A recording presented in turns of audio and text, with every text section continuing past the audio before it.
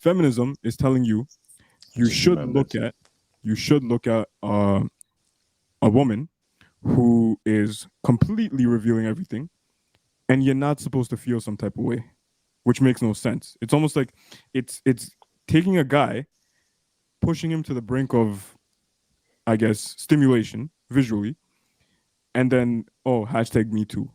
I'm not saying what he's doing is right, guys, but I'm not saying that she has no fault in it either.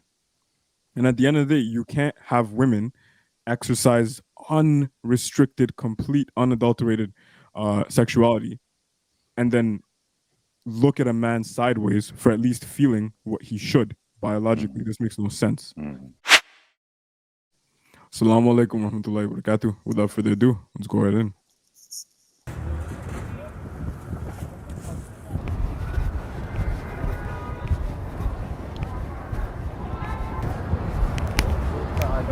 Hello.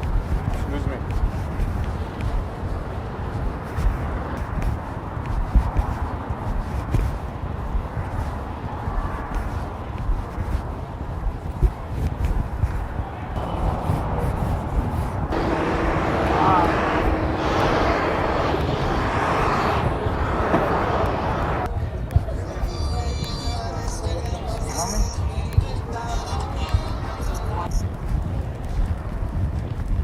Yo, I'm watching that.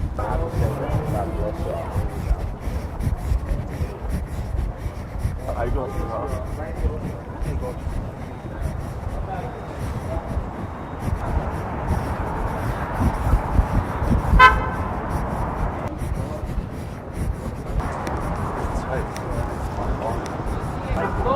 Hacemos otro.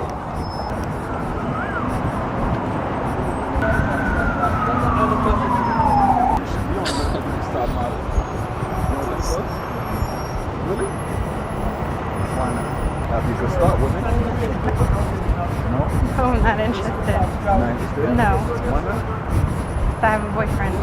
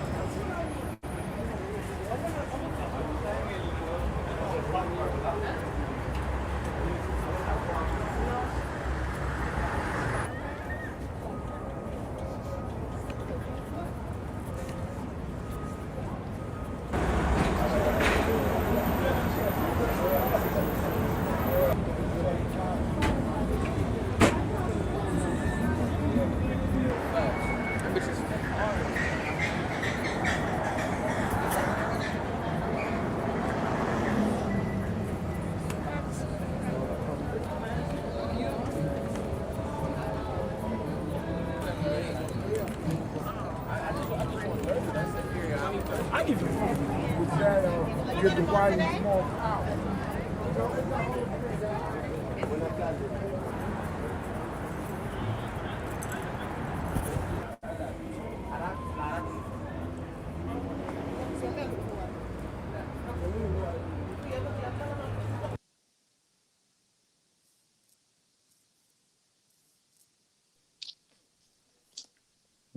Man.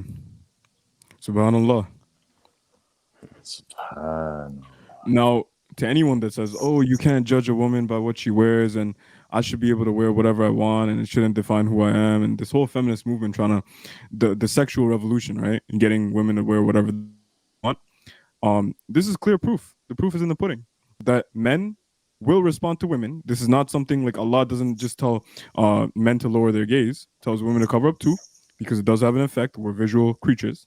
And at the end of the day, this shows the difference of a woman dressed in full hijab, at least relatively, compared to the first one where she was, dressing.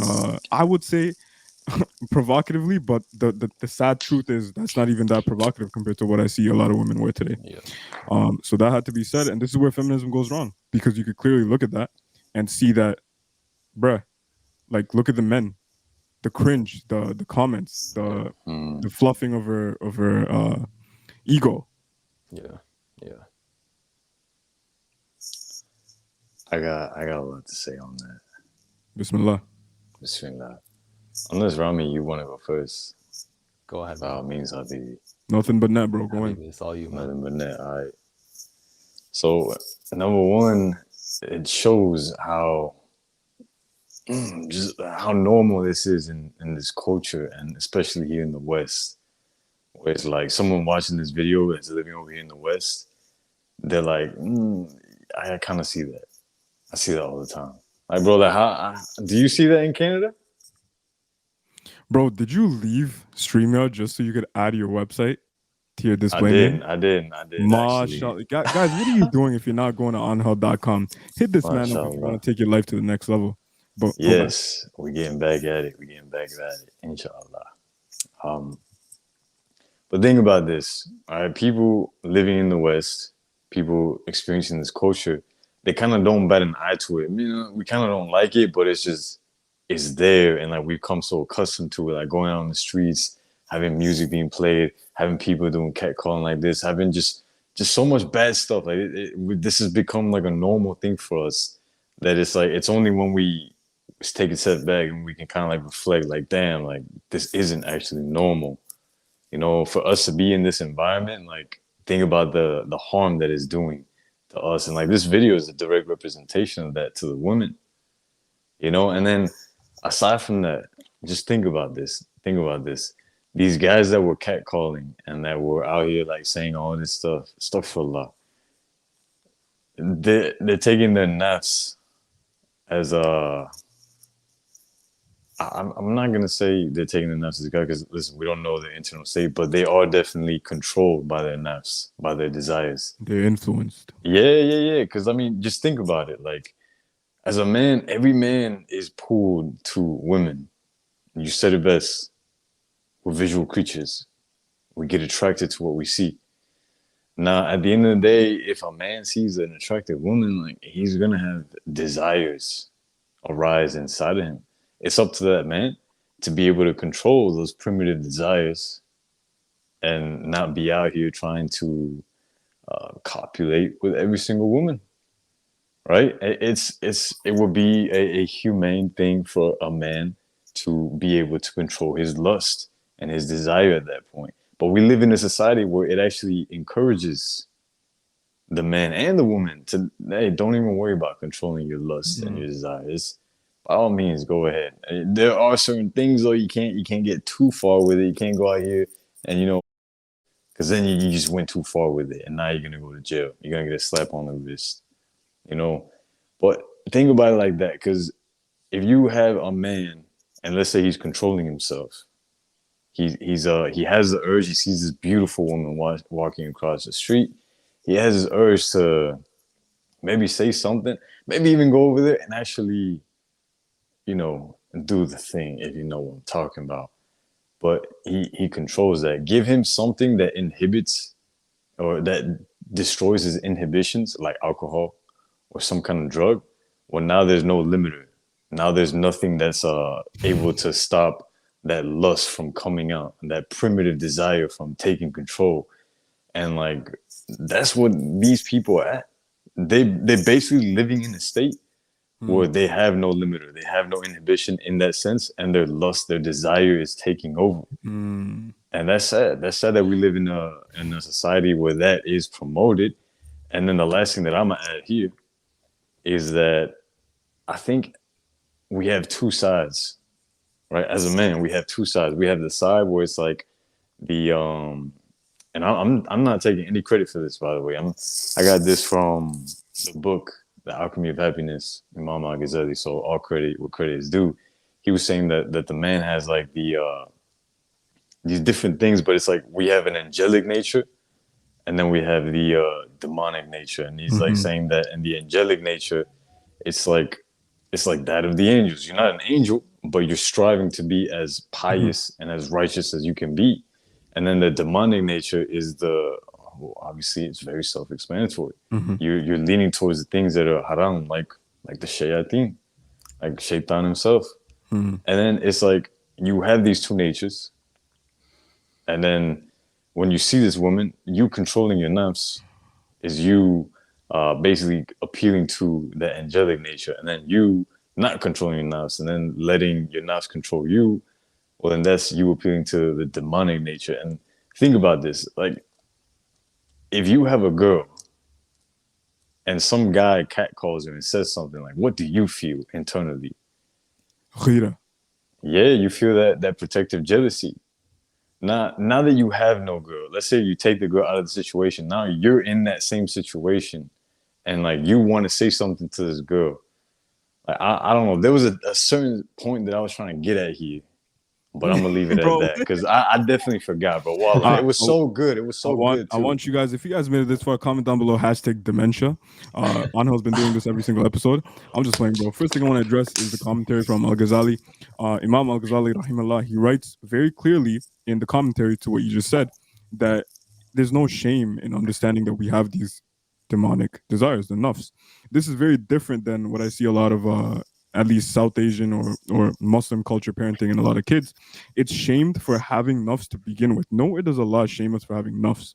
It's almost like you're coming to a human being, conflating them to be an angel, which they're not, and then you're getting mad at them for having free will and having nafs. But Islam is about controlling your nafs. Islam is about repenting for your sins, like Rami and Anna talked about in a video that you guys are going to see or have already seen. I don't even know the upload schedule at this point. Aside from that, the next thing I was going to say is what Anha was saying is literally where feminism went wrong. Feminism is telling you you Just should remembered. look at a woman who is completely revealing everything, and you're not supposed to feel some type of way, which makes no sense. It's almost like it's taking a guy, pushing him to the brink of, I guess, stimulation visually, and then hashtag me too. I'm not saying what he's doing is right, guys, but I'm not saying that she has no fault in it either. And at the end of the day, you can't have women exercise unrestricted, complete, unadulterated sexuality, and then look at a man sideways for at least feeling what he should biologically. Mhm, This makes no sense. mhm. Now, before Anna goes in, Arami, bro, you've been awfully quiet for the last couple of minutes. Please, Bismillah. Yeah, I think you guys summarized it pretty well, mashallah. I don't have too much to add, but what I will say is it's unfortunate, and I always go back to the root of the cause. I always go back to like the ideology and everything that's backing this nonsensical stuff. And again, our society, the ideology that backs it is not preventative. It is just what's desirable, unfortunately. And what's desirable is not what's good for us, as we can see in the long run. They only care, and it's funny because for women, it's like, we want equality in every way. We want to be treated and respected, like men are respected and all that. Okay. But there is a movement for them, literally in Canada, there is a movement for them to allow themselves to be shirtless, as if that's not what men want. And it's like now there's a movement for them to be like half naked in the street and express their sexuality. And that's a form of liberty. That's liberating. That makes them free, which is also exactly what men want. So how are these movements not actually misogynistic? Because there's no movement saying, oh, men, go out and like expose your privates. People want to see that. It's all still women going out, sexualizing themselves and having men sexualize them because of that. And now this is just something that society is propagating. And again, it goes back to making the woman a product. And a lot of the time, these standards aren't from men. A lot of the time, these standards are from women. This 110 pounds or less, that I've never heard a guy say that in my life. It's usually just women. Have long acrylic nails. I don't think any guy likes that, to be honest. Get a weave, this many piercings, but whatever it is, these are all coming from women, by women, to women, for women. And if anything, it is just harmful to women. So there's so many aspects of this issue. And don't even get me started on the men. That's a whole other like animalistic case of desire. I agree, Rami. There's also a male aspect to the, I guess, marketization of women. Like if you look at the makeup companies, if you look at the companies like Sephora, at the top, bro, there are a lot of men, bro, that started this because they know that sex sells. I hate to say it, but this is reality. I also wanted to say that in this reality that we live in, if you want to be a man or woman that's on the straight path, this is why music is haram. Because today's modern music, rap music, hip hop music, all it does is talks about women in such degrading ways. And even if you look at it, like I remember, like you know, back then I used to in my jahiliyyah I used to listen to J Cole. Now J Cole made some good songs, but every now and then he talk about, oh, never judge a woman by what she wears. We don't dress. A real man doesn't judge a woman by what she dresses in. Bro, what are you talking about? You're telling me if a woman goes outside dressed like a prostitute, I hate to say it, but I'm keeping it 100. You're telling me I have to respect her and look at her the same way I would look at a woman in complete like hijab. Yeah, Like that makes now, no I'm not sense. saying there's exceptions. Allah could love a woman who reveals more than a woman who reveals less. I'm not nowhere am I saying that, but exceptions don't make the norm. Let's not cap over here that most women, on average, that are dressing sus are probably because they're sus. Yeah, yeah. I mean, at the end of the day, when it comes to our looks and how that's projected onto other people and how they feel about it, how they view us. If I Mm. go out in a clown costume, people are gonna laugh at me. That's just how it is. If I go out wearing a business suit, people are gonna respect me a little more. If I go out in a business suit and ask someone for $1, I'm more likely of getting that dollar than if I go out dressed homeless. People are less likely to give me that dollar because of that intolerance, because of how they see me. It's just how it is, right? And there is a level of judging based on what's apparent. As Umar radiallahu, even in Islam, as Umar radiallahu anhu, he said, we judge by what's apparent. We judge by what we see. If we didn't judge by what we see, then I mean, to be honest, there would be no point in court ruling, because it's all based on evidence, right? And what's apparent.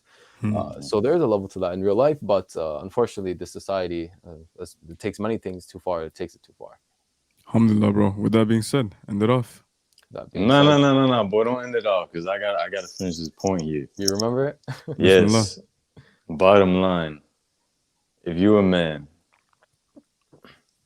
and you see this woman, you think she's beautiful. If you let your nerves control you, and then you say something just like what that one dude says, saying that he licks, you know what? Astaghfirullah, bro. Like, how would you feel? And I'm saying the very first time that a man would do something like this. If you're a man, it's the first time you've ever done something like this. If you said that, you would kind of be appalled at yourself. You'd be like, yo, like, what did I just say? Like, what did I just do? Because there's a part of you that understands that, like, being controlled by your nuts, it ain't it, chief. Yeah. It ain't it. Like, there's a part of you that understands, like, that there's a higher level of being. And if we let ourselves be controlled by the nuts, then we're no better than the animals. Yes, that is very true. Very true, subhanAllah. Wallah, it's unfortunate. One last point, because you just reminded me of it, mashallah, may Allah bless you. One last point is this pickup artist like culture, bro. It is the most nasty, toxic thing. And it's like, bro, it's sad because we see videos online of like men like, picking up girls and pick up artists and whatever, and like they even have courses on this stuff, and it's like men idolize that. They love it so much, bro. It's a long, dark path of depression, bro, essentially, because anything that's just guided by desires or is going to lead you to places that it's just going to ruin you, to be honest, bro. But with that being said, shout out to our sponsors, FaiyadsFit.com and AAAonhill.com, mashallah. And with that being said, Allahumma atina fid dunya hasana wa fil akhirati hasana wa qina adhab an-nar. Assalamu alaikum wa rahmatullahi wa barakatuh. Wa alaikum assalam wa rahmatullahi wa barakatuh. That's crazy because y'all know how like impactful it was.